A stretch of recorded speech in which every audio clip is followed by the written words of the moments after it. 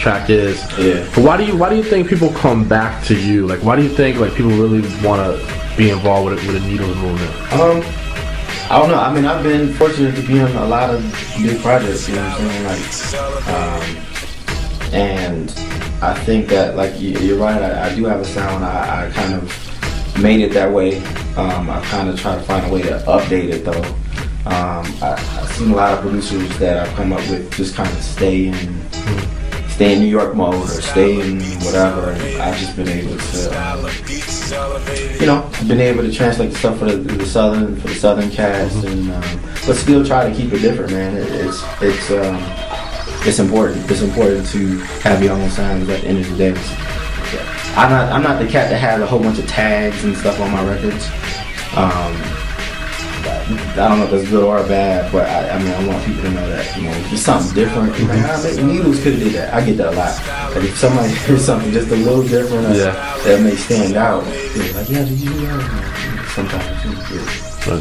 It was crazy. Every time I bring up sampling or we talk about sampling, I always remember the comment that you made at one of our shows on the panel, and you were giving somebody feedback about the fact that they were sampling a lot, and you said, dog, I bought my house for my last publishing check because I stopped that whole sample thing. Talk about that whole transition a little bit. It's actually sad, Joe. It's just because I think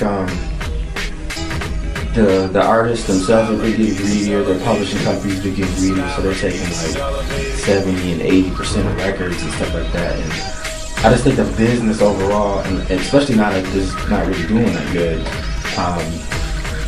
it's tough for sampling because you only get a shot for one or two shots, or one, 2, 3 shots a year, and you want to make those work because ultimately you're living off this money. At least I am. So yeah, man. It's sad because that's what I love. That's what I grew up on. I can do that just as well as I can do the play beats, but it's just it's sad that I don't do outright sampling anymore. A majority of my career, I've been taking snippets of samples and just freaking them without clearing and stuff like that. And I'm about to get back into that, a little bit more. So, I mean, as long as it sounds gritty and hip hop, you know what I'm saying? That's where I'm going for it. You know what I'm saying? That's the bottom line. Well, I mean, now what's the creative approach now that you haven't sampled? Like, how do you go into the studio and get creative? Like, what's some of the things you need to do mentally or whatever? To be honest with you, it's been tough. Like, it's been tough to be inspired by the radio. You know what I'm saying? It's kind of being tough being inspired by a lot of stuff, just in my eyes. And it's actually a lot of my peers. I'm like, yo, what you working on? They're like, man, I don't even feel like doing this. Like, it's gotten to the point where I don't know. It's like you gotta find ways, like you said, to inspire yourself. And for me, it's usually starting with drums or really getting into drums. That's my process. I've been bringing in keyboard players. That's been a big part of what I've been doing in the last 2 or 3 months, and it's changed my sound. It's made it more commercial, which was what I was going for. So ultimately, the radio is, it's either the radio or almost nothing nowadays because no one's selling the records.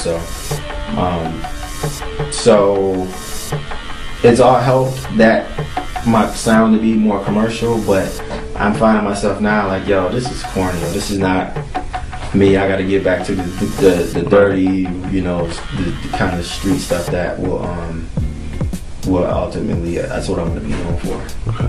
Well, it seems like you're taking a lot of risks, switching up the style a little bit, making a move to come down here, getting out there and doing some of your own stuff as opposed to having a manager kind of handle most of your work. Yeah. What would you say to some of these newer producers that are sitting behind a desk or trying to just do that 9-to-5 thing until the thing pops off for them? What would you say to them that would keep them motivated, or at least give them the right advice and what ways to move? First of all, keep your job.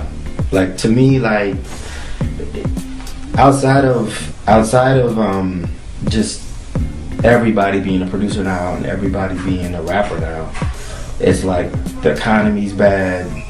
And it's such a risk. Like the chances of really getting on and popping. I mean, you may luck up and get 2 placements, but you know, it's a real tough industry. You know what I'm saying? And the more producers that get in it, it makes it tougher. So I would say, and I get asked this question a lot: keep your job and just grind outside of your job. I mean, you gotta take that money and pay your rent and all that stuff, but reinvest in yourself. You know, buy new equipment, update your sound, go to these beat battles, see what people like. Go to clubs, like really just do your homework. This was one thing I used to do. I used to really sit and study cats. Like I used to really, like, early on I used to sound like Havoc and all these other cats. I used to just study them, and ultimately that kind of I took all those influences and made my own sound. So I mean, it could be done.